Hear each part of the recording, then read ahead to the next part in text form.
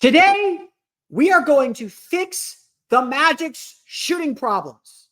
Just make shots. It's simple. Like, we're going to spend 10 minutes talking about making shots on today's Locked On Magic.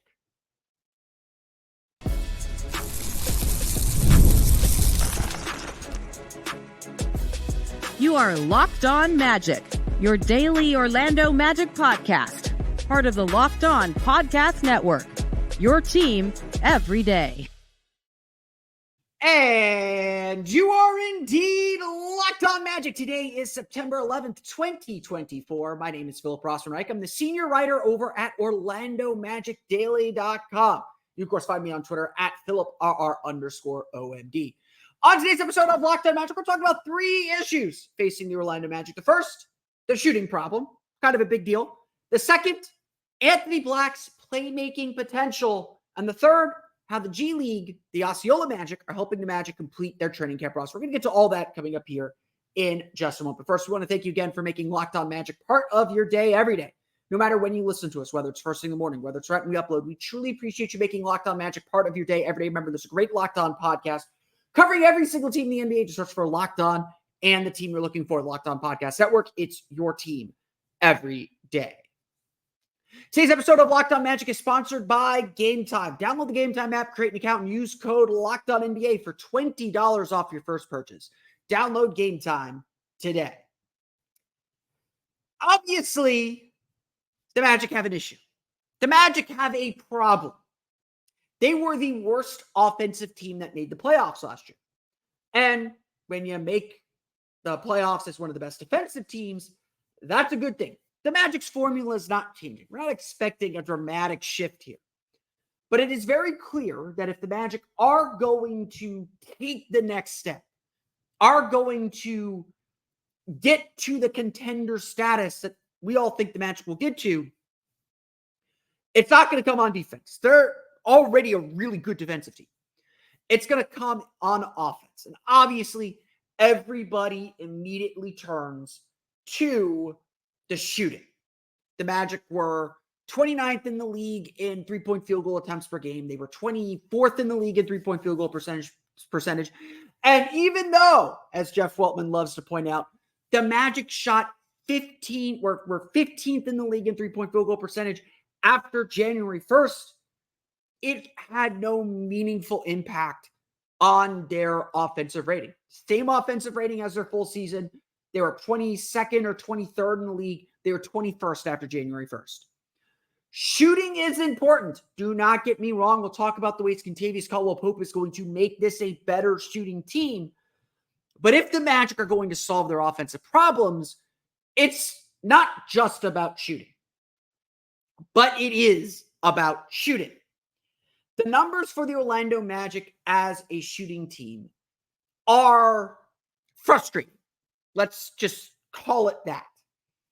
I mentioned this so many times during the season. It was something that I looked at, but the Magic just had too many games like their game 1 and 2 showing when they were 8 for 37 and 9 for 35. The Cavaliers understood in the playoffs, let the Magic shoot. If they can make shots, they won't do it 4 times in a series.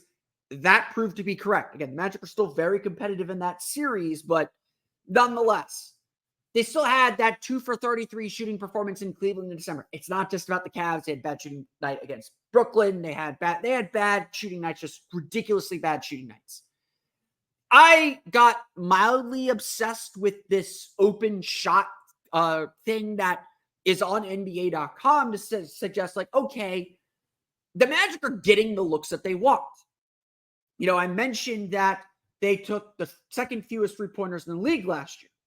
Well, 58.3% of those shots came with the closest defender 6 or more feet away, as NBA.com's tracking stats defined it. That was actually the 14th most in the league. So, if the Magic make those shots, they're doing pretty good. You can be a low-volume shooting team and be successful offensively. Just look at the Denver Nuggets, who shot the fewest threes in the league. Orlando, though, made only 37.8% of these wide open shots. That was the 7th worst in the league. To me, the problem for the Magic is, yes, generate more three-pointers. Yes, value your possessions more, get rid of turnovers. the Magic do have to increase their volume, but the math problem for the Magic is honestly a lot more about just make more threes. Take more threes to make more threes, but make more threes. And that means shooting a better percentage, obviously, but it also means actually making more threes in the game. The difference for the Orlando Magic is that they have to make threes. This is the one time that I'm going to say a raw stat matters. It's not about any of the advanced stats. It's not about anything else. It's about raw numbers. And if you watch some of the way that the Magic attack three-pointers, like, look, you're going to miss open threes. NBA 2K just spent a lot of money and a lot of time frustrating game players by having you miss open threes because you weren't perfectly in the green. That's actually how things work. A good three-point shooter is still only making 40% of their threes. And honestly, like Steph Curry, I think only makes 45% of his open threes, of his wide open threes. Kentavious Caldwell-Pope, who we'll talk about here in a minute, made like 43% of his wide open threes. You are still going to miss open shots, but you've got to be able to make the good shots that you get. And if you watch some tape on the Magic, which unfortunately I cannot share with you on the YouTube page because of copyright rules. If you go to like any Magic game on the NBA box score, watch any Magic game, you will see that the Magic do get good looks, but everything's just a little bit off. When I go back and watch some of the Magic's poorer shooting games, yes, they miss good looks. The concepts of how they're getting some of these looks are pretty good. If anything, I think the Magic should be a little bit more selective with their three-point shooting and not take pull-ups and step-backs and low percentage three-point shots, but look to get passes to the corner, passes and kickouts, rotating the ball around the horn. Those are good three-point shots. If you miss those shots, so be it.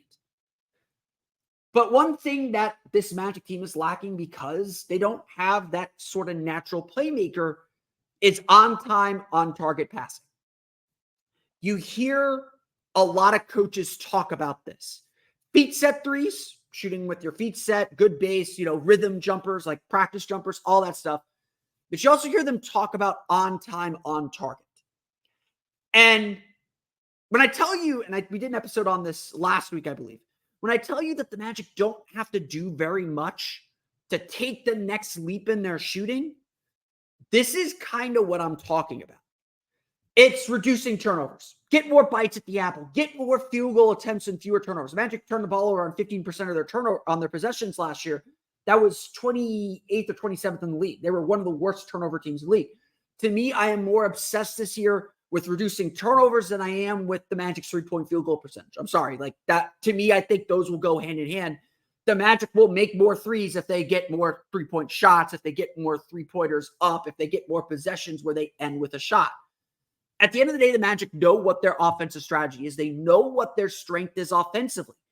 It is attack the paint, get downhill, kick out to the shooters. That's the Magic's golden ticket. That's how they get to the next phase, to the next stage of their development, to who they want to be. That's the important thing for the Orlando Magic. But they've got to make on-time, on-target passes. And so much of what's going to make the Magic a better offensive team and make them better shooters, to be perfectly honest, is not just, yes, Paolo making more threes, Franz making more threes, being better three-point shooters, more accurate three-point shooters, but it's valuing possessions more and making the right passes. And look, Paolo made a lot of these really good passes. He was really good at a certain point in the season of getting downhill, attracting the defense to him, and kicking out to three-point shooters. And this is where I think Kentavious Caldwell-Pope is actually going to help a lot. I watched some Kentavious Caldwell-Pope shots and watched how he moves. And what's really, really interesting is not that Nikola Jokic is an inaccurate passer, but Nikola Jokic was really good at passing Kentavious Caldwell-Pope into space. Now, Jokic may have a different gravity than Paolo, so maybe KCP won't have the same space, but what KCP is really, really good at, and what I noticed about him repeatedly in the tape that I watched, is he will float into space and adjust to where the pass is going to be get his feet set, and shoot really, really quickly. You don't need to be as on time or as on target with KCP as you might with Gary Harris, who's much better as a feet set, standstill three-point shooter. With Franz Wagner, who's absolutely better as a feet set three-point shooter. He's not good when he has to catch the ball low or catch the ball off target. Paolo's not getting any spot-up threes. Jalen Suggs, I think, has gotten a little bit better, but the Magic don't have a quick set feet, quick shooter. Now they do. Last year, Kentavious Caldwell-Pope shot 40.6% from three. He's made 40% of his threes in 3 of his last 4 seasons. Undoubtedly, that's going to help the Magic.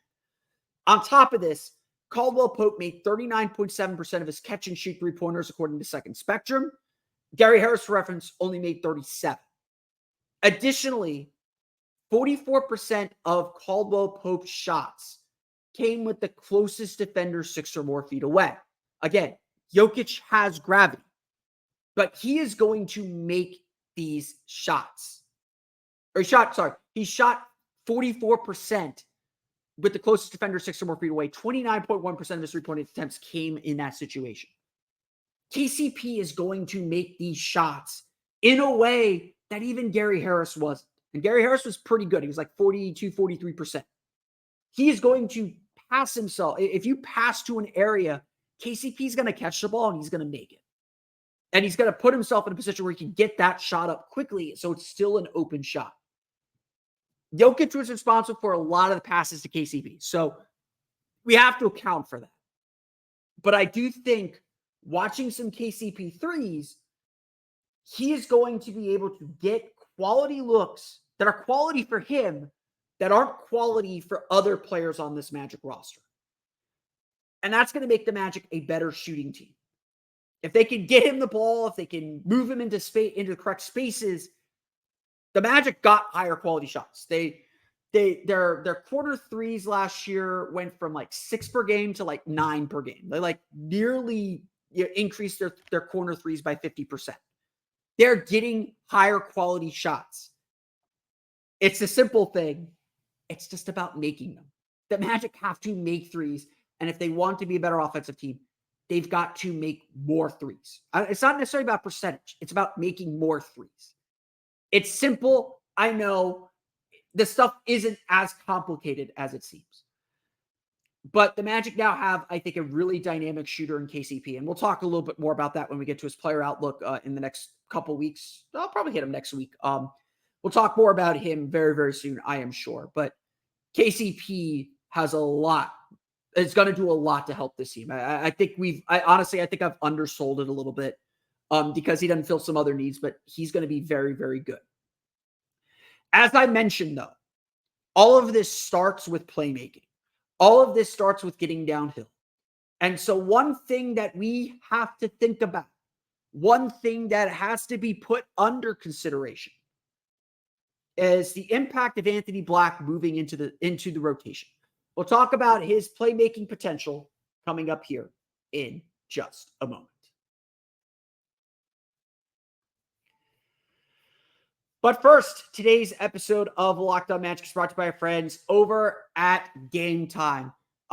We are preparing for the start of Magic season, but until then, there are still some great events going on here in Central Florida. UCF is taking on Colorado in a couple weeks. I expect to see everybody at the Bounce House for that. That's actually the weekend before training camp starts. So one last hurrah. I am expecting to see Jamal Mosley on the sideline supporting his Buffs. Maybe Tristan Da Silva will join him. Maybe I'll go up and say hi to him when I'm at the game. That if you want to be in the house, in the Bounce House for one of the biggest home games of the year for UCF, you got to go to Gametime. Gametime has a new feature called Gametime Picks that makes getting tickets for your favorite live events even easier. Gametime Picks filters out the fluff to show you only incredible deals on great seats so you don't have to waste time searching through thousands of tickets. You could get great seats for Orlando City, for UCF, for so many great events, not just even sports. You can find theater and shows on there as well. I keep track of what's going on at the Dr. Phillips Center. And if there's a show I want to see, Gametime is where I go to not only check out great prices on tickets, but get a sense of the view I'm going to get with those seats. I love Gametime because they have that virtual view. They have curated deals to make it easier to find the best price on great seats. They really do. And they give you that lowest price guarantee, event cancellation protection, job loss protection, and so much more. Gametime is so user-friendly. If you toggle in the all-in pricing feature, they show you the total upfront with no surprise fees at checkout. They have so much going for you. Take the guesswork out of buying tickets with Gametime. Download the Gametime app, create an account, and use code LOCKEDONNBA for $20 off your first purchase. Terms apply. Again, create an account, redeem code LOCKEDONNBA, LOCKEDONNBA for $20 off. Download Gametime today. What time is it? Gametime.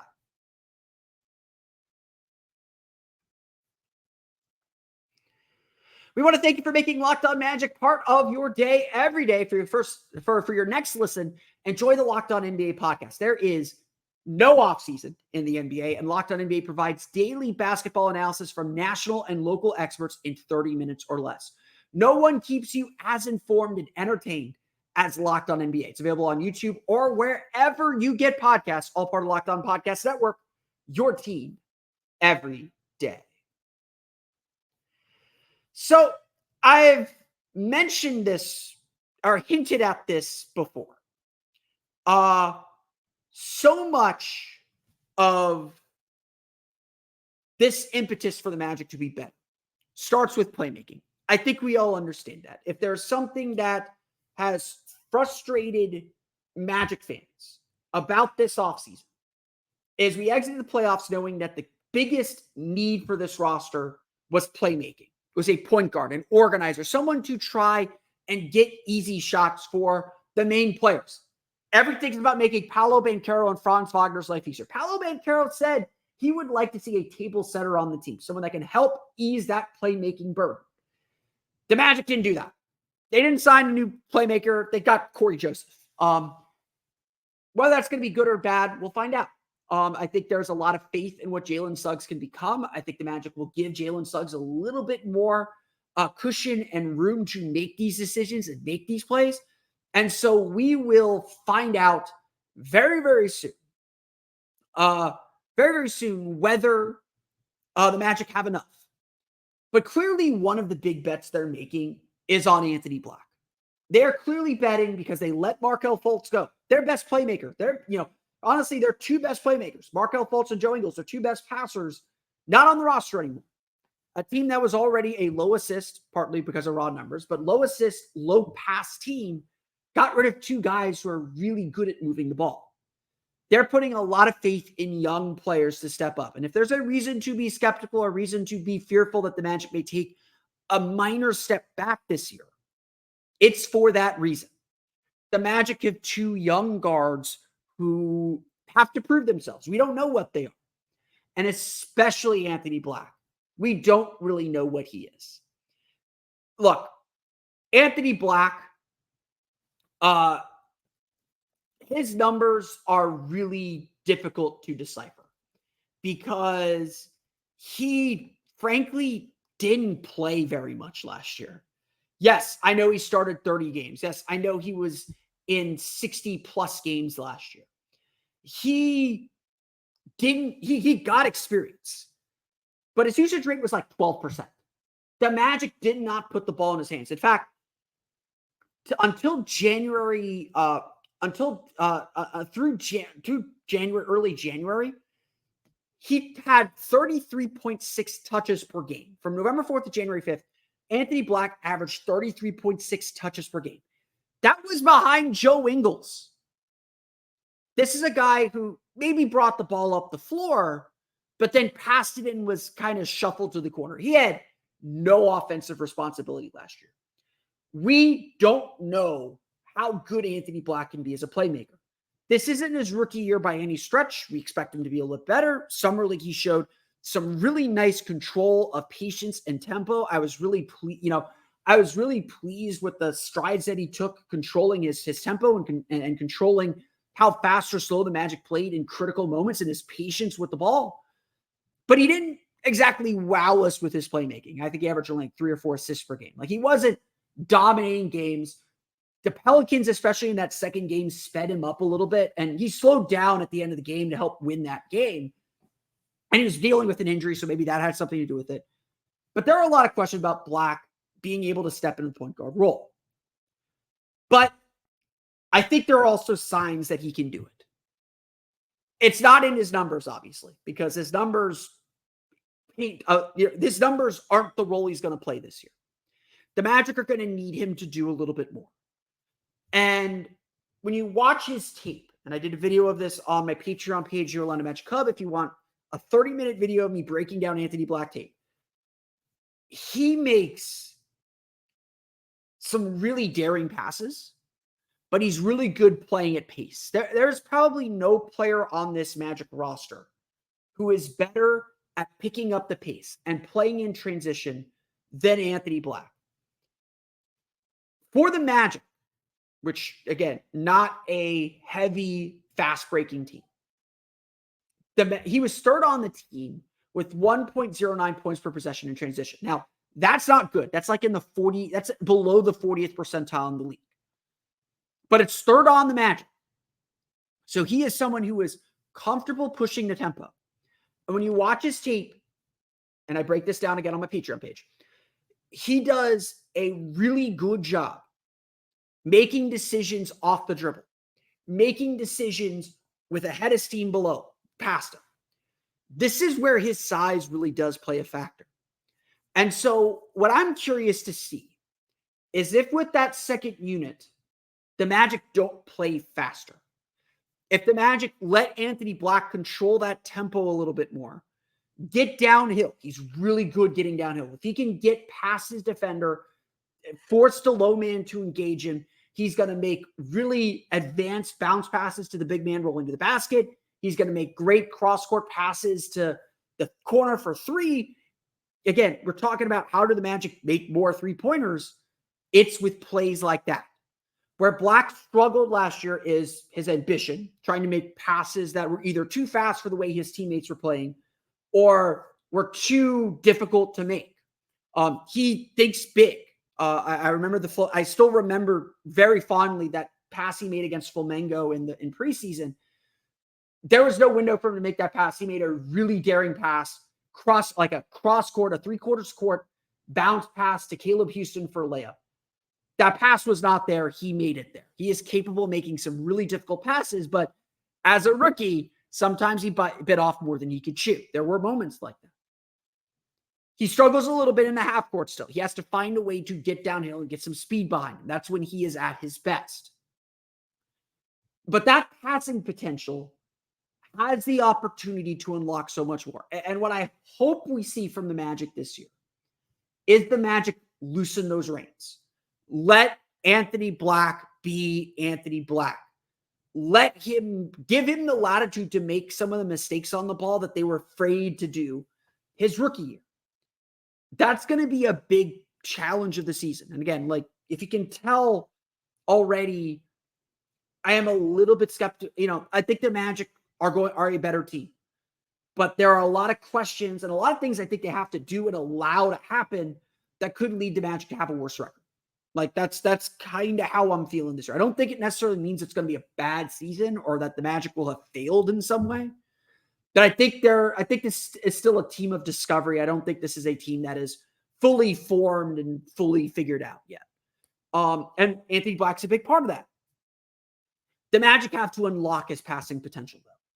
If the Magic want to be successful, it's not that he's going to be with the starters. He's going to come off the bench. But if the Magic want to be successful, they need to unlock his passing potential. That is a huge key to this team's ultimate success, to what this team can accomplish. And it will be interesting to see how he develops and what he looks like when he steps onto the court next year. Because if Anthony Black is the kind of passer that his tape suggests he can be, especially at tempo, if he can help the Magic pick up their speed and play faster and get some more easy shots, then the Magic could be really, really interesting because that bench is already pretty good. It's one of the big keys to the Magic this season, one of the big things that they have to unlock. And so we will see what that passing potential looks like. We are 4 weeks until training camp, and there are still two-way spots open while the Osceola Magic are making moves and what they could mean for the parent club We'll talk a little bit about that as we work to complete this Magic roster coming up here in just a moment.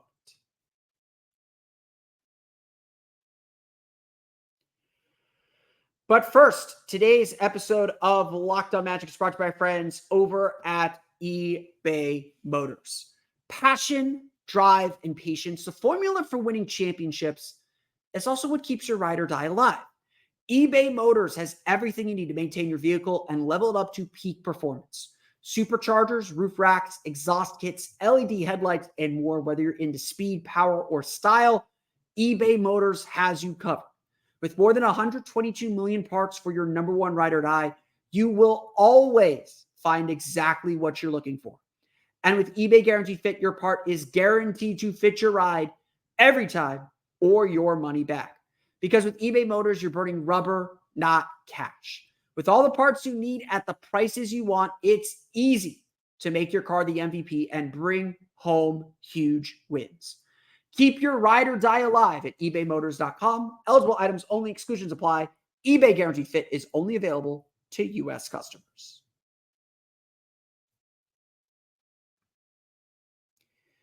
You have made it officially to the minutia part of the episode. This is the deep cut. This is the track on the CD. Do people still listen to CDs? That is there to complete the CD. It's not a single. It's there. It's a deep cut. The Magic still have 2 roster spots open, and I don't like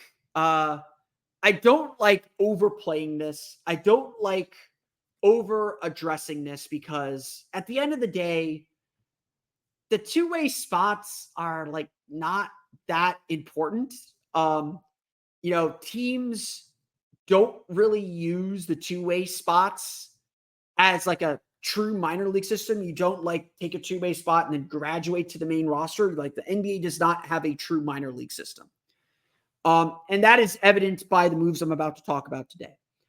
The Orlando Magic currently only have one 2-way spot filled. It's filled by Trevelyan Queen, our hero.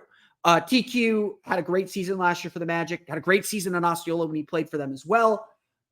He is a solid defender, really grew as a defender, has really grown as a shooter, had that great game in Denver, had that great game in Sacramento when the Magic really needed him. But ultimately, these guys are not eligible for the playoffs. It's a development slot, and Trevelyan Queen is really taking advantage of that. He's a high-level G League player.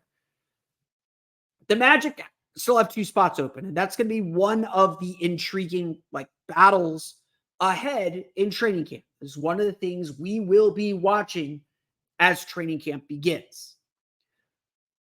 But obviously, there's 2 more spots left. One of those spots is likely going to be filled by Mac McClung. Mac McClung has reportedly, it's not been official yet, but has reportedly signed an Exhibit 10 contract. Shams Charania was the first to report it. Jason Beattie of the Orlando Sentinel confirmed it. He's signed an Exhibit 10. That is likely a 2-way spot. Mac McClung has grown so much in the last year. He's gotten a lot better as a 3-point shooter, continues to develop and evolve as a passer. He's not just a dunker. He's a 2-time dunk contest champion. He is not just a dunker. It is so important to repeat that. He is a legitimately good player. He won the G League MVP last year. McClung has done some really great work, and it's really awesome that he's going to play on the Osceola Magic once again and be someone that they use again. McClung last year averaged 25.7 points per game and 6.6 assists per game. Also shot 39.6% from 3. Humongous growth from Mac McClung. The dude is a baller. He's awesome. I think there's a very good chance that he is going to get one of the 2-way spots. Exhibit 10 deal. An Exhibit 10 deal for those that are listening and not into this minutia. An Exhibit 10 deal means that you give them an NBA contract, but there's a clause. The Exhibit 10 is the clause, or is the document attached to the contract that says, if we waive you, our G League team, you agree to play for our G League team, essentially. It's in practice, it's essentially saying we're going to pay you extra to be on our G League team. We're going to give you a little bit more money, come to training camp with us, hang out with our team for training camp, And then you're going to play for our G League team once training camp is over and we have to cut you because our roster is full. The Magic have no more roster spots left. All they have are these two-way spots. A two-way spot pays you more than a G League contract. So the two-way spots are pretty valuable for these guys. The Osceola Magic, though, were not done. Over the weekend, they made 2 trades that are not about the G League team. They're about NBA rosters.